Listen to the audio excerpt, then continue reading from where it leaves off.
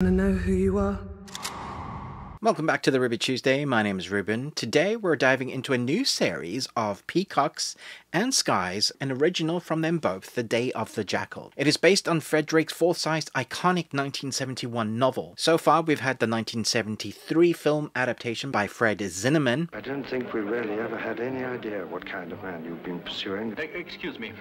And in 1988, August the 1st to be precise, we had an Indian film loosely based on the novel directed by Sibi Malayal. And then, in 1997, we had The Jackal, which was an American action thriller directed by Michael Canton Jones and starred Bruce Willis, Richard Gere, and Sidney Poitier. Run. It's a loose adaptation of the novel and the original film with a different storyline set in the US. This time, however, we have a series, so let's see if the now stretched across 10 episode story can deliver the thrill and mystique that made The Day of the Jackal legendary. So first of all, I'm going to be talking about the acting. Let's start with Eddie Redmayne, who plays the Jackal himself.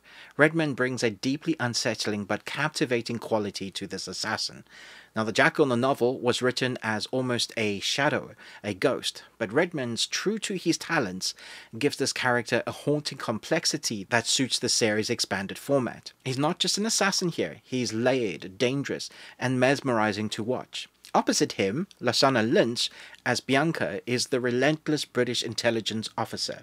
Lynch brings such fire and drive that she becomes this perfect counterpart to the Jackal. Their interactions across the series elevate every chase and every close call. It's proper edge-of-your-seat material. Then there's Ursula Correbro, don't know if I'm saying that right, who adds a dimension to the story that I wasn't expecting. Her character doesn't just enrich the Jackal's world, she adds layers to it to make the stakes feel all the more personal. Their chemistry is electric, yet grounded in something raw, something surprisingly vulnerable. And then we have the supporting cast, including Charles Dance and Chukwudi Iwaji. All of the supporting cast delivered too, rounding out the world in a way that makes each episode feel like a complete self-contained story while pushing the larger narrative forward. Cinematography, a modern global thriller. Visually, The Day of the Jackal is a feast for the eyes. Director Brian Kirk helms the opening episodes, and from the first scene, you're hit with a sense of scale.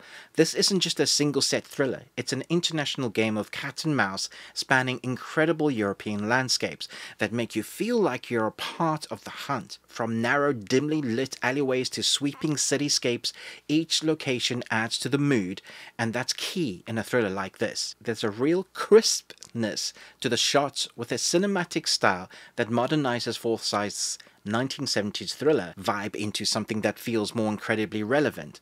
And while the 1973 film had a cool, detached style that suited its time, this series opts for something warmer and more dynamic. Closer shots, more intimate angles that pull you right into the heart of the action. It's impressive stuff, and it really helps to build suspense that'll have you hooked the whole way through. The score, atmospheric, propulsive, and perfectly tense. The score deserves its own round of applause here, because it's one of the standout elements that keeps the tension razor sharp. There's a haunting motif woven throughout that keeps you on edge. It's a subtle reminder that in this world, danger is always lurking. It's intense without overpowering the scenes, almost letting the suspense build naturally and then striking at just the right moment. And that's where I think this series understands its material perfectly, taking the slow simmering build of the novel and translating it into music that drives the same feeling of dread and excitement. For fans of atmospheric scores, this is an absolute treat. Tones and series comparisons. The Day of the Jackal manages to blend classic espionage thriller vibe of Forsyth's original novel with a gritty modern sensibility that brings to mind other contemporary thrillers like Killing Eve and The Night Manager. It's got the same glossy tension, thick, slick locations, high-stakes power moves, and intense character drama. But while Killing Eve leans more toward the stylistic chaos, The Day of the Jackal keeps a more grounded approach, playing to the traditional thriller roots with the extra touch of psychological depth.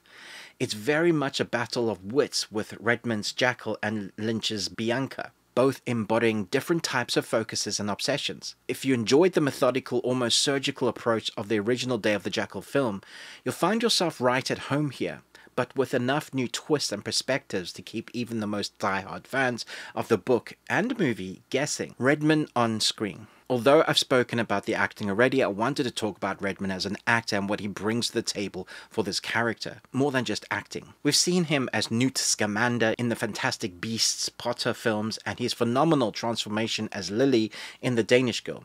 What Redman brings to his character here is a complexity that feels like an amalgamation of every character he's played before, from the femininity of Lily in The Danish Girl to the quiet intelligence of Newt Scamander. There are many moments we get to see how methodical the Jackal is. Eddie brings a calm intensity to the Jackal, but he also occasionally lets us see beneath the mask. We get to see the emotional weight of his life and its consequences on him through the micro-facial expressions brilliantly shown to us on screen. There's a subtle presence in this character that gives us just enough insight into his feelings, but it also keeps enough to keep the character mysterious. It's a balancing act that is hard to perfect, but I think with the direction Eddie is given and his grip on who this character needs to be, they accomplish what they set out to do wonderfully. What surprised me is how sad it is to watch this broken character, how broken he feels. It's never said out loud, there is no exposition dump of the character itself.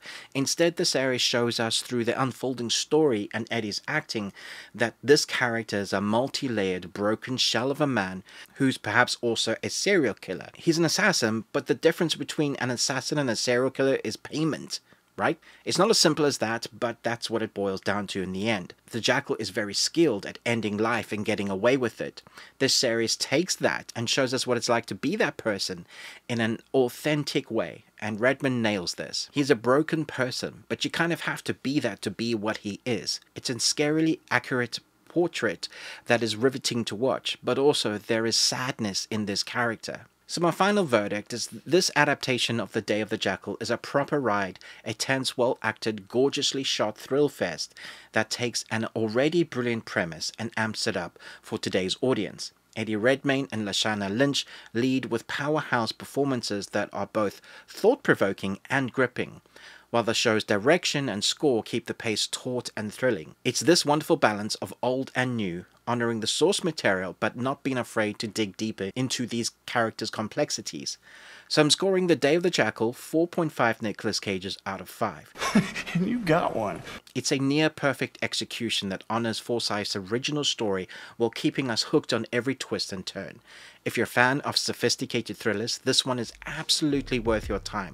Thanks so much for watching. Do like and share if you enjoyed this review. It helps the channel, but most of all, until next time, remember, live long on Tuesday.